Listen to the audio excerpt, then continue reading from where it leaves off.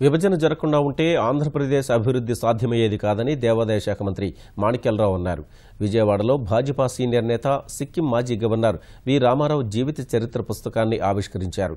సమైక్యాంధ్ర ఉద్యమ సమయంలో ఎన్ని ఒత్తిళ్లు ఉన్నా ప్రత్యేక రాష్ట్రానికే భాజపా నేతలు కట్టుబడి ఉన్నారని గుర్తు చేశారు.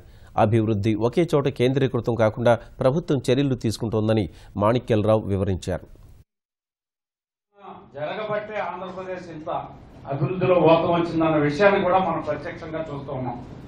ఆ రోజున రామారావు గారు లాంటి నాయకులు ఏదైతే మనకు సూచించారో సీమాంధ్ర విభజన ద్వారానే ఆంధ్రప్రదేశ్ అభివృద్ధి చెందుతున్న విషయంలో ఇవాళ మనకు స్పష్టత వచ్చింది. ఇక్కడ వచ్చిన వనరులను ఉపయోగించుకోవడం ద్వారా ఇక్కడే ఉపాధి కల్పించాలా, ఇక్కడే ఎంప్లాయ్మెంట్ జనరేట్ చేయాలా, ఈ ప్రాంతాన్ని అభివృద్ధి చేసుకోవాలా.